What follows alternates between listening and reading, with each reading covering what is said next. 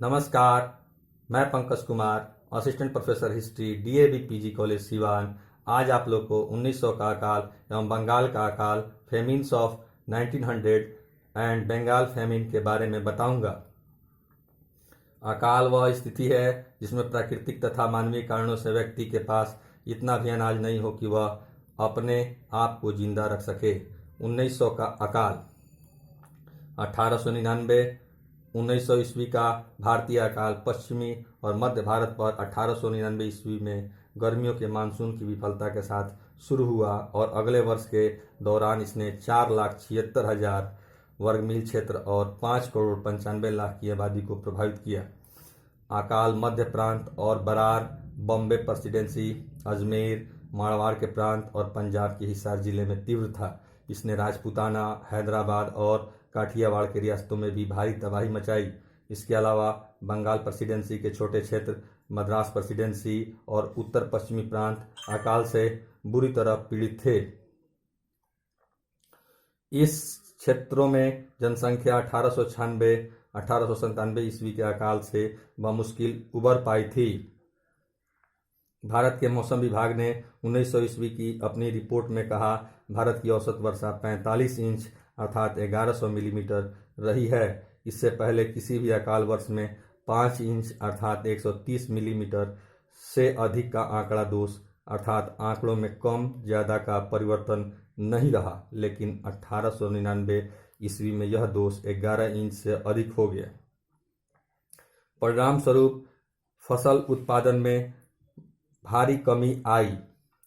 शेष भारत में भी फसल उत्पादन में कमी आई। इसके परिणाम स्वरूप मृत्यु दर अधिक थी। बॉम्बे प्रेसिडेंसी में 4,62,000 लोग अकाल में मारे गए, जबकि दक्कन में मरने वाले की संख्या 1,66,000 थी। 1976, 1977 ईस्वी और 1918-1919 ईस्वी के बीच बॉम्बे प्रेसिडेंसी को प्रभावित करने वाले सभी अकालों में इस अकाल के दौरान मृत्यु दर सबसे अधिक, प्रति 1000 लोगों पर 37.9 मौतें थी। इसके अलावा चारे की भारी कमी से लाखों मवेशी भी मारे गए। 1908 के इंपीरियल गजेटियर ऑफ इंडिया के अनुमान के अनुसार अकेले ब्रिटिश प्रशासित जिलों में लगभग 10 लाख लोग भुखमरी या बीमारी से मर गए। अधिकारियों ने अकाल के आरंभिक काल में सहायता कार्य आरंभ करने से मनाही कर दी और फिर जब आरंभ किए तो इतने लोग शिविरों में आ गए कि सभी व्यवस्था अस्त व्यस्त हो गई। लॉर्ड कर्जन ने सर एंटनी मैकडॉनल्ड की अध्यक्षता में एक आयोग नियुक्त किया, जिसने 1901 ईस्वी में अपनी रिपोर्ट दी, जिसमें सहायता के स्वीकृत नियमों का संक्षिप्त वर्णन किया गया। इसमें नैतिक नीति के लाभों, पशु और बीजों के लिए शीघ्रता से धन बांटने तथा अस्थायी कुएं खोदने की व्यवस्था के लाभों पर बल दिया गया था। इसमें प्रभावित क्षेत्र में एक दुर्भिक्ष आयुक्त अर्थात फैमिन कमिश्नर की नियुक्ति का सुझाव था। इसमें अराजकीय सहायता का अधिक मात्रा में उपयोग और बड़े बड़े कार्यों के स्थान पर ग्राम स्तर के कार्यों को आरंभ करने का सुझाव था। आयोग ने अधिक अच्छी परिवहन सुविधाओं, कृषक बैंक को सिंचाई व्यवस्था तथा उत्तम कृषि साधनों की आवश्यकता पर बल दिया।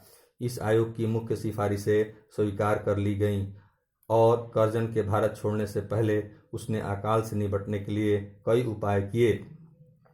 1901 और 1941 ईस्वी के बीच बहुत से अकाल और सूखे की स्थितियां अनुभव की गई, जो कि प्रायः स्थानीय ही थी, परंतु 1906, 1907 ईस्वी तथा 1907-1908 ईस्वी के अकाल अधिक गंभीर थे। अंग्रेजी प्रशासन में भू राजस्व में अत्यधिक वृद्धि तथा उसे वसूल करने में प्रयोग की जाने वाली कठोरता, खराब मौसम या फसल के नष्ट होने के हालात में भी किसानों को छूट देने से इनकार, कृषि साधनों का अभाव और खेती पर दबाव, किसानों के पास धन या पूंजी का अभाव, ग्रामीण क्षेत्रों में ऋणग्रस्तता की समस्या अकाल की तीव्रता में वृद्धि के कारण थे।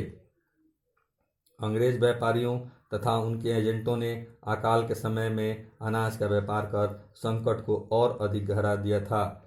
कृषि के व्यवसायीकरण अर्थात अनाजों के स्थान पर निर्यात के लिए व्यावसायिक फसलों के उत्पादन भी अकाल का एक कारण था, क्योंकि इससे खाद्यान्नों में कमी होने लगी, जिससे अकाल पड़ने लगे। बंगाल का अकाल 1970 ईस्वी एवं 1943 ईस्वी में बंगाल में दो भीषण अकाल पड़ा। बंगाल का अकाल 1970 ईस्वी 1970 ईस्वी का बंगाल का अकाल एक भीषण अकाल था, जिससे गंगा के मैदान का निचला भाग, वर्तमान समय का बिहार एवं पश्चिम बंगाल बुरी तरह प्रभावित हुआ था। यह अकाल 1769 ईस्वी से 1773 ईस्वी तक रहा। इस अकाल में बहुत बड़ी संख्या में लोग मारे गए।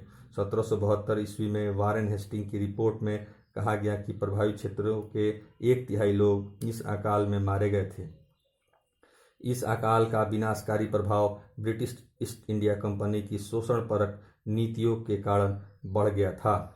इसका कारण था अंग्रेजों द्वारा अत्यधिक कर वसूली। 1765 ईस्वी में ईस्ट इंडिया कंपनी को दीवानी मिली तो उसने अपने लाभ के लिए एक कर वसूली को 5 गुना कर दिया, जिसने विभिन्न शोषणकारी व्यवस्था को जन्म दिया, जिससे उत्पन्न विभिन्न घटनाओं के सम्मिलित प्रभाव से 1770 ईस्वी के अकाल का तीव्रता से प्रसार हुआ।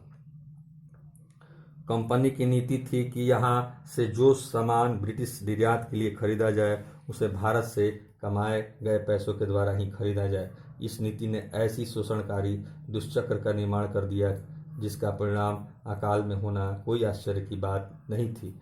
1770 ईस्वी के अकाल में कंपनी ने कोई राहत कार्य नहीं किए, अपितु कंपनी के अधिकारियों ने कम भाव पर चावल खरीदकर बहुत ऊंचे भाव से बेचकर अनंत लाभ कमाया। पूर्व काल में होने वाले अकालों के लिए मुख्यतः अनावृष्टि जैसी प्राकृतिक आपदा उत्तरदायी रही थी, किंतु ब्रिटिश शासन के अंतर्गत होने वाले अकालों के लिए बहुत हद तक ब्रिटिश नीति उत्तरदायी रही थी। बंगाल का अकाल 1943-1944 ईस्वी में बंगाल, वर्तमान का बांग्लादेश, भारत का पश्चिम बंगाल और बिहार और उड़ीसा का क्षेत्र में एक भीषण अकाल पड़ा था, जिसमें लगभग 30 लाख लोगों ने भूख से तड़पकर अपनी जान गंवाई थी। माना जाता है कि अकाल का कारण अनाज के उत्पादन का घटना था, जबकि बंगाल से लगातार अनाज निर्यात हो रहा था। हालांकि यह सत्य है कि 1938 के पश्चात लगातार कई वर्ष तक फसलों की असफलता अर्थात क्रॉप फेलियर हो रहा था, जो अकाल का एक मुख्य कारण था। परंतु हाल के शोधों के अनुसार द्वितीय विश्व युद्ध के दौरान ब्रिटेन के प्रधानमंत्री विंस्टन चर्चिल ने जानबूझकर लाखों भारतीयों को भूखे मरने दिया। 1939 ईस्वी के पश्चात दूसरे विश्व युद्ध में जब बर्मा पर जापान का कब्जा हो गया, तब वहां से चावल का आयात रुक गया था। शासन ने अपने सैनिकों एवं युद्ध में लगे अन्य लोगों के लिए चावल की जमाखोरी कर ली थी, जिसकी वजह से 1943 ईस्वी में बंगाल में आए अकाल से 30 लाख से अधिक लोग मारे गए थे। चावल की कमी होने से कीमतें आसमान छू रही थी और जापान के आक्रमण के डर से बंगाल में नावों और बैलगाड़ियों को जब्त या नष्ट किए जाने के कारण आपूर्ति व्यवस्था ध्वस्त हो गई। बाजार में चावल मिल नहीं रहा था, गांवों में भुखमरी फैल रही थी और चर्चिल ने खाद्यान्न की आपात खेज भेजने से बार बार की गई मांग को ठुकरा दिया। 1943 के बंगाल में कोलकाता की सड़कों पर भूख से हड्डी हड्डी हुए इंसान दम तोड़ रहे थे। लोग सड़े खाने के लिए लड़ते दिखते थे तो ब्रिटिश अधिकारी अपने क्लबों एवं घरों में गुलछर्रे उड़ा रहे थे। बंगाल की मानव रचित भुखमरी ब्रिटिश राज के इतिहास के काले अध्यायों में से एक रही है। अकाल के राहत कार्य देर से आरंभ हुए और अपर्याप्त थे। युद्ध प्रचार एवं युद्ध व्यय के कारण भी इस ओर अधिक ध्यान नहीं दिया गया। केंद्रीय सरकार ने इसमें प्रांतीय सरकार की अधिक सहायता नहीं की और धन की कमी के कारण राहत कार्य सीमित रहे। मधुश्री मुखर्जी के अनुसार इस दुस्थिति के लिए चर्चिल सीधे तौर पर जिम्मेवार थे। एक दृष्टि से अकाल साम्राज्यवादी शासन की लोलुपता का जीता जागता उदाहरण है तथा ब्रिटिश शासन की पितृव्रत चिंता के दोष का पोल खोलता है। धन्यवाद।